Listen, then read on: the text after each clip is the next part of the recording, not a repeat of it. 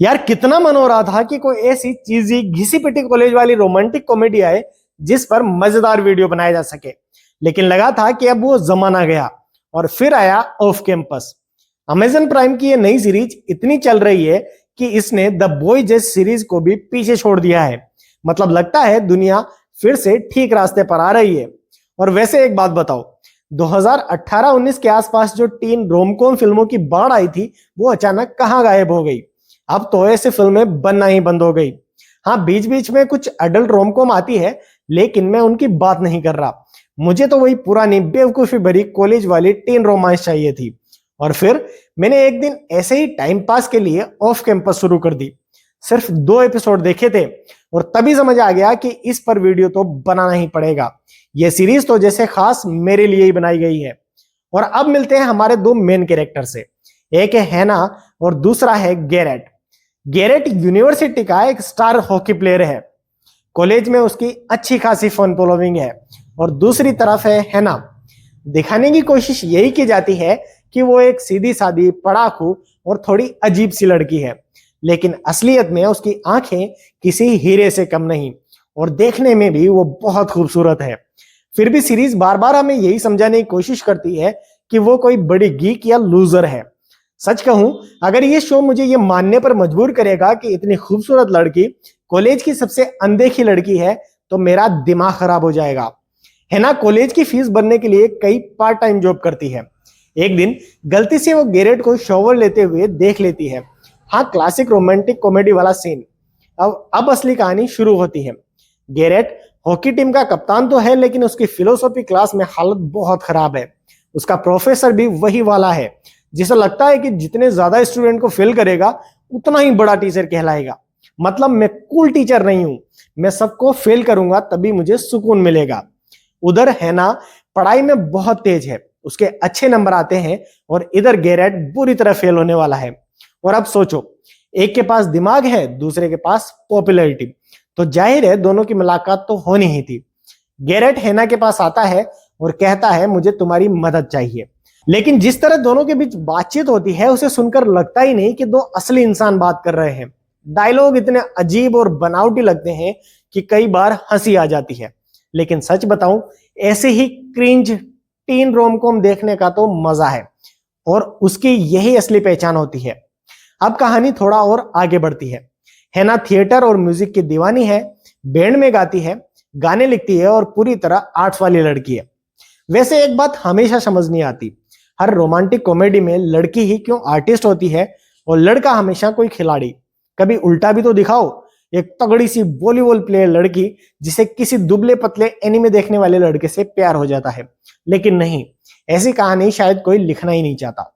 और इसी बीच हैना पर एक मुसीबत टूट पड़ती है। उसे पता चलता है कि इस साल उसकी स्कॉलरशिप रिन्यू नहीं होगी। कॉलेज का बहाना है कि बजट कम हो गया है, लेकिन मजेदार बात यह है कि हॉकी टीम के लिए नए नए यूनिफॉर्म खरीदने के पैसे हमेशा होते हैं और बहुत सारे। यानी म्यूजिक डिपार्टमेंट की फंडिंग काट दो, लेकिन स्पोर्ट्स पर पैसा बहाते रहो। हालांकि एक उम्मीद अभी भी बची है। अगर हैना एक पॉप सॉन्ग राइटिंग प्रतियोगिता जीत जाए तो उसे नई स्कॉलरशिप मिल सकती है। बस समस्या यह है कि उसे कोई नया गाना सूझ ही नहीं रहा है। उधर गैरेट के बारे में भी एक नई बात पता चलती है कि ऊपर से देखने पर वो सिर्फ एक टिपिकल खिलाड़ी लगता है, लेकिन उसे 80s के पुराने गाने सुनना बहुत पसंद है। और ये सीरीज इसे उसकी बहुत बड़ी अलग पहचान बनाकर पेश करती है, जैसे आजकल दुनिया में और किसी को पुराने गाने पसंद ही नहीं है। एक दिन गैरेट की मुलाकात एक लड़की से होती है जिसके साथ वो रात बिताता है, लेकिन अगली सुबह वो साफ साफ कह देता है कि मैंने पहले ही बता दिया था कि मुझे सिर्फ कैजुअल रिलेशनशिप चाहिए, मैं किसी सीरियस रिश्ते के लिए तैयार नहीं हूं। लड़की उससे पूछती है कि तुम्हें मेरे बारे में कुछ पता भी है, जैसे मेरा पसंदीदा बैंड क्या है, मैं क्या पढ़ती हूँ, मेरी माँ का नाम क्या है। और गैरेट बिना झिझक के जवाब देता है कि मुझे नहीं पता, लेकिन तुम्हें भी मेरे बारे में यह सब नहीं पता। और सच कहूं, मुझे तो इसमें कोई बुराई नहीं लगी। कम से कम उसने झूठे वादे तो नहीं किए, शुरू से ही अगला ईमानदार था। अब दोनों की परेशानियां साफ है। हैना को फीस भरने के लिए पैसों की जरूरत है, तो वो पहले से 3-3 नौकरियां कर रही है और ऊपर से पढ़ाई का दबाव अलग। दूसरी तरफ गैरेट को फिलोसॉफी में पास होना ही है। अगर उसके नंबर कम आए तो वो हॉकी टीम में खेल ही नहीं पाएगा। यानी दोनों को एक दूसरे की जरूरत है, लेकिन अभी उन्हें इसका एहसास नहीं है। अब गैरेट फैसला करता है कि वो हैना को मनाकर ही रहेगा। वो सीधे उसके काम वाली जगह पहुंच जाता है। अब जरा सोचो, तुम आराम से किसी कैफे में बैठकर तिरामिसू ऑर्डर करने आए हो और सामने एक लड़का बार बार एक लड़की से कह रहा है, प्लीज मेरी मदद कर दो, मैं तुम्हें जितने पैसे कहोगे उतने दूंगा। असल जिंदगी में ये कितना अजीब लगता, लेकिन रोमांटिक कॉमेडी है तो ये सब नॉर्मल माना जाता है। आखिरकार गैरेट कहता है कि तुम मुझे पढ़ा दो, मैं तुम्हें पैसे दूंगा, क्योंकि पूरी क्लास में सिर्फ हैना को ही उस असाइनमेंट में ए ग्रेड मिला था। उधर हैना अपनी पॉप सॉन्ग प्रतियोगिता के लिए गाना लिखने की कोशिश कर रही है, लेकिन कई दिनों से उसके सामने सिर्फ एक खाली पन्ना पड़ा है और दिमाग में एक भी आइडिया नहीं आ रहा। वो घबराने लगती है, अगर मैं अच्छा गाना नहीं लिख पाई, अगर मैं प्रतियोगिता हार गई तो अगले सेमेस्टर की फीस कैसे भरूंगी। गैरेट उसे समझाता है, इतना स्ट्रेस मत लो, आजकल जो गाने हिट हो रहे हैं उन्हें देखकर तो कुछ भी लिख दो, लोग पसंद करेंगे ही। मतलब वो मजाक में कहता है कि आजकल पॉप म्यूजिक का स्तर इतना भी ऊंचा नहीं है। और इसी दौरान गैरेट का एक और पहलू सामने आता है। हॉकी मैच के दौरान उसके पिता स्टेडियम में बैठे होते हैं। उसके पिता खुद कभी बहुत बड़े NHL खिलाड़ी रह चुके हैं, इसलिए गैरेट पर हमेशा दबाव रहता है कि उसे अपने पिता से भी बड़ा और बेहतर खिलाड़ी बनना है। उसके पिता की दुनिया में सिर्फ हॉकी ही मायने रखती है और यही दबाव गैरेट को अंदर ही अंदर तोड़ रहा है।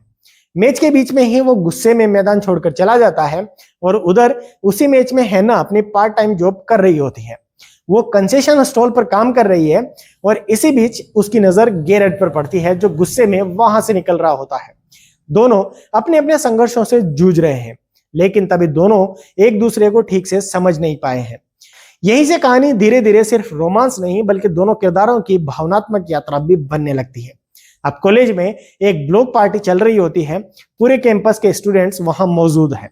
हैना भी उस लड़के से बात करने की कोशिश कर रही होती है जिसे वो पसंद करती है, और वो एक म्यूजिशियन है। लेकिन हमेशा की तरह ही सब कुछ गड़बड़ हो जाता है। कोई उसके ऊपर ड्रिंक गिरा देता है और माहौल अजीब सा हो जाता है। वो उस लड़के से ढंग से बात भी नहीं कर पाती और तभी एंट्री होती है गैरेट की। वो बिना कुछ सोचे हैना का फेक बॉयफ्रेंड बन जाता है ताकि सामने वाला लड़का जल जाए और हैना की तरफ ध्यान देने लगे। और बाद में हैना उससे पूछती है कि तुमने मेरी मदद क्यों की, मैं तो तुम्हारे साथ कभी खास अच्छी भी नहीं रही। तो गैरेट मुस्कुरा कर कहता है कि ऐसे लड़कों की आदत होती है, उन्हें वही चीज चाहिए होती है जो किसी और के पास हो।